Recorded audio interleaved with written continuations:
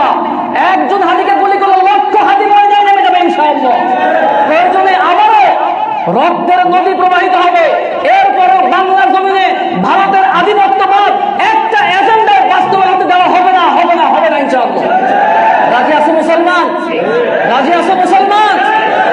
বাংলাদেশের সকল রাজনৈতিক দল, বিএনপি, জামাত, চরমোনাই, এনসিপি সহ সকল রাজনৈতিক দলকে ঐক্যবদ্ধ হয়ে একটা প্ল্যাটফর্মে এসে বাংলাদেশের স্বাধীন সার্বভৌম রক্ষায় ভারতীয় আগ্রাসনের বিরুদ্ধে আমাদের সকলকে ঐক্যবদ্ধভাবে মোকাবেলা করতে হবে, ঠিক কিনা? আমার ভাইয়েরা, ভারতের সে রং, ভারতের এজেন্ট, ভারতের সেবাদার সহ যারাই বর্তমান সময়ে বাংলাদেশের মধ্যে ঘাপটি মেরে আসো, তোমরা মনে করেছো বাংলাদেশের মানুষদেরকে, যুবক আর তরুণদেরকে গুলি করবা, বুলেট মারবা, বাংলাদেশের যুবক আর তরুণরা থেমে যাবে, ওই দিন শেষ, ঠিক কিনা কথা বলে? বাংলাদেশের মানুষ এখন গুলির সামনে বুক পেতে দেওয়া শিখে গিয়েছে। বাংলাদেশে আমরা জনসংখ্যা প্রায় 20 কোটি, আমরা মুসলমান রয়েছি প্রায় 14 কোটি। কত কোটি? আর একটু জোরে বলেন, কত কোটি? 14 কোটি মুসলমান রয়েছে। আমাদের পার্শ্ববর্তী দেশ ভারতে তাদের জনসংখ্যা হচ্ছে 140 কোটি প্লাস। এবার আমি আপনাদেরকে বলি, একজন মুমিনের ভাগে কয়জন কাফের? কথা বলে না। কয়জন কাফের? 10 জন। এই 14 কোটিকে আপনি 10 দিয়ে গুণ দেন, কত হয়? 140 কোটি। মাশাআল্লাহ। কত কোটি হয়? তোমরা ভারতীয় দাদা বাবুরা, তোমরা আমাদের বাংলাদেশের মানচিত্র নিয়ে স্বাধীন সার্বভৌম এই দেশের দিকে তোমরা যেভাবে কুনজর দিচ্ছ, তোমাদেরকে আমরা দ্ব্যর্থহীন ভাষায় প্রত্যেকটা জায়গা থেকে আমরা স্পষ্ট ভাষায় তোমাদেরকে বলতে চাই, বাংলাদেশের মানচিত্রের দিকে তোমরা যদি তোমাদের কুনজর নিক্ষেপ করো, বাংলাদেশের 14 কোটি মুসলমান, আমরা 14 কোটি কোয়ান্টিটিতে 14 কোটি হলো, যখন আমরা কোয়ালিটিতে 140 কোটির সমান হয়ে ইমানি চেতনা নিয়ে তোমাদের দিকে আমরা ঝাঁপিয়ে পড়বো, তোমাদের ভারতের মানচিত্র টুকরো টুকরো করে দিয়ে দিল্লির আকাশে কালেমার পতাকা পট পট করে উড়াবো ইনশাআল্লাহ। এই কথা আজকে আমি এত কঠিন ভাষায় কেন বললাম শুনেন। আল্লাহর নবী আজ থেকে 1500 বছর পূর্বে বিশ্বনবী সাল্লাল্লাহু আলাইহি ওয়াসাল্লাম সুন্দর করে নাসাই এবং তিরমিজির বর্ণনায় হাদিস বলে গিয়েছেন, খুব অচিরেই হিন্দুস্তানের বিরুদ্ধে মুসলমানদের লড়াই হবে। আমি কি ভুল বললাম? আমি কিতাবের নাম উল্লেখ করে দিয়েছি, নাসাই এবং তিরমিজির বর্ণনা। বিশ্বনবী সাল্লাল্লাহু আলাইহি ওয়াসাল্লাম তিনি 1500 বছর পূর্বে ভবিষ্যৎবাণী করে গিয়েছেন, হিন্দুস্তানের উগ্র হিন্দুত্ববাদের বিরুদ্ধে মুসলমানদের চূড়ান্ত লড়াই হবে।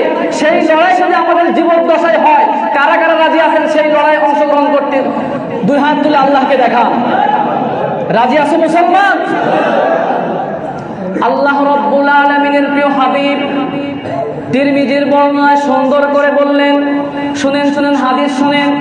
বিশ্ব নবী 1500 বছর পূর্বে বিশ্ব নবী কি সুন্দর ভবিষ্যৎবাণী করে বলেছেন, এই সাবাতান মিন উম্মতি আহরাজাহুমাল্লাহু মিনান নার, শেষ জামানায় আমার উম্মতদের মধ্যে 2টি শ্রেণীকে রব্বুল আলামিন জাহান্নামের আযাব থেকে নাজাত দান করবেন। সুবহানাল্লাহ।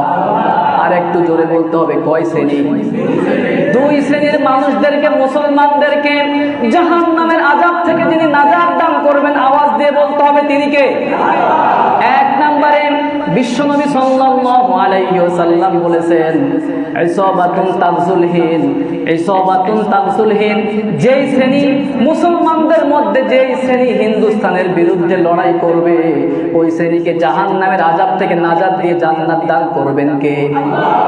আর 2 নম্বরে নবীজি বললেন, ওয়া ইসাবাতুন তাকুমু মা ঈসা ইবনে মারইয়াম আলাইহিস সালাম, আর একটা শ্রেণী হচ্ছে ঈসা আলাইহিস সালামের অনুসারী যারা হয়ে যাবে, তাদেরকে যিনি জাহান্নাম থেকে নাজাত দান করবেন তিনি কে? আমার ভাইয়েরা, আমরা জানি শেষ জামানায় দাজ্জাল আসবে, আর দাজ্জালকে হত্যা করার জন্য ঈসা আলাইহিস সালামকে পাঠাবেন কে?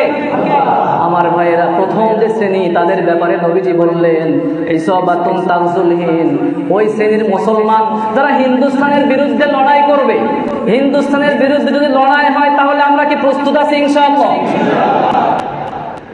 যে কথাটা আমি বলতেছি, ইন্ডিয়া তারা যেইভাবে বাংলাদেশের মানচিত্র দখল করার জন্য চেষ্টা চালাচ্ছে, আচ্ছা বলেন বাংলাদেশের মুসলমান কি ওই যে সিকিম হায়দ্রাবাদের মুসলমানদের মতো? কথা বলেন। বাংলাদেশের মুসলমানদের ঈমান, তাদের চেতনা অন্যান্য দেশের মুসলমানদের চাইতে 1000 কোটি গুণ বেশি, ঠিক কিনা? কথা বলেন। আমার ভাইয়েরা, আমরা এখন চুপ আছি দেখে আমাদের চুপ থাকাকে তোমরা দুর্বলতা মনে করিও না। আমরা ওই গৌর গোবিন্দের উত্তরসূরি নই, আমরা হলাম শাহজালালের উত্তরসূরি, ঠিক কিনা?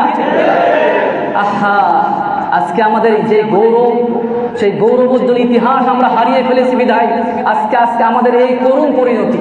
আমাদের মা বোনদের ইজ্জত লুণ্ঠন করা হচ্ছে।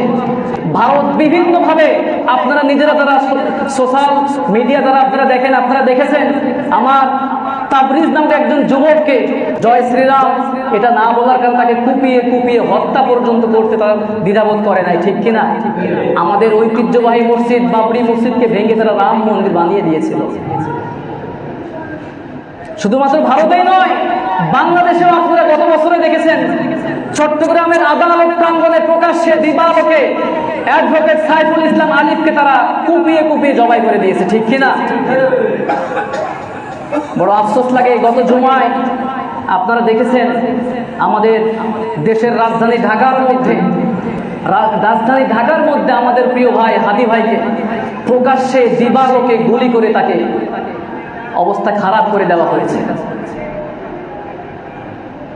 বড় দুঃখ লাগে, বাংলাদেশের যে আইন শৃঙ্খলা বাহিনী, সিআইডি, ডিজিএফআই, এনএসআই, এরা এখনো পর্যন্ত অপরাধী শনাক্ত করতে সক্ষম হয়েছে? কথা বলেন। আবার অথর্ব, অযোগ্য, অপদার্থ একজন স্বরাষ্ট্র উপদেষ্টা, তার তো এটা বলা উচিত ছিল যে কে এই কাজ ঘটিয়েছে তাকে যত দ্রুত সম্ভব গ্রেপ্তার করো, বলেছে? কথা বলেন।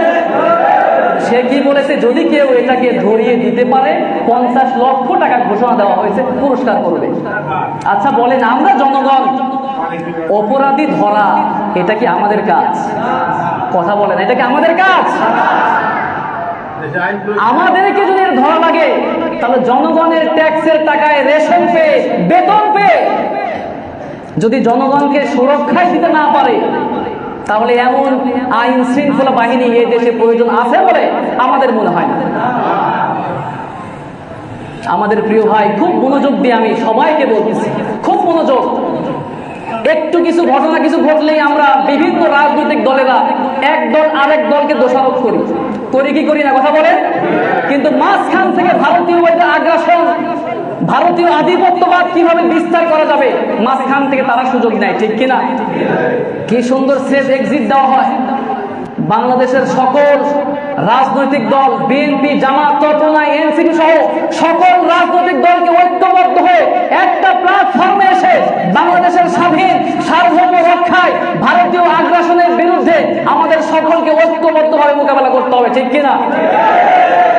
আমার ভাইয়েরা, ভারতের সে রস, ভারতের এজেন্ট, ভারতের সেবাদার সহ যারাই বর্তমান সময়ে বাংলাদেশের মধ্যে ঘাপটি মেরে আসো, তোমরা মনে করেছো বাংলাদেশের মানুষদেরকে, যুবক আর তরুণদেরকে গুলি করবা, বুলেট মারবা, বাংলাদেশের যুবক আর তরুণরা থেমে যাবে, ওই দিন শেষ, ঠিক কিনা? কথা বলে। বাংলাদেশের মানুষ এখন গুলির সামনে বুক পেতে দেওয়া শিখে গিয়েছে। সুতরাং একজন হাদিকে তোমরা গুলি করেছো, কয়দিন হাদিকে গুলি করবা? একজন হাদিকে গুলি করলে লক্ষ হাদি ময়দানে নেমে যাবে ইনশাআল্লাহ। প্রয়োজনে আবারও রক্তের নদী প্রবাহিত হবে। এরপরও বাংলার জমিনে ভারতের আধিপত্যবাদ একটা এজেন্ডায় বাস্তবায়িত দেওয়া হবে না, হবে না, হবে না ইনশাআল্লাহ। রাজি আছো মুসলমান? রাজি আছো মুসলমান? আল্লাহ আমাদের সকলকে কবুল আর মঞ্জুর করে পড়ছে, আমিন।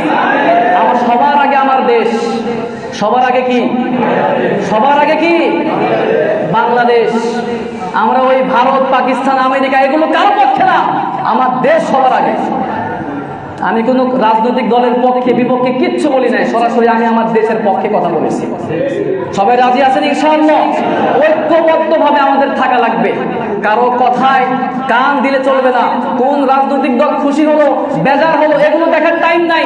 সবার আগে আমার ইসলাম, সবার আগে আমার দেশ, ঠিক কিনা? কথা বলেন। আল্লাহ রাব্বুল আলামিন আমাদের সকলের মনের মধ্যে শহীদি তামান্না জাগ্রত করার তৌফিক দান করুন, বলছি আমিন।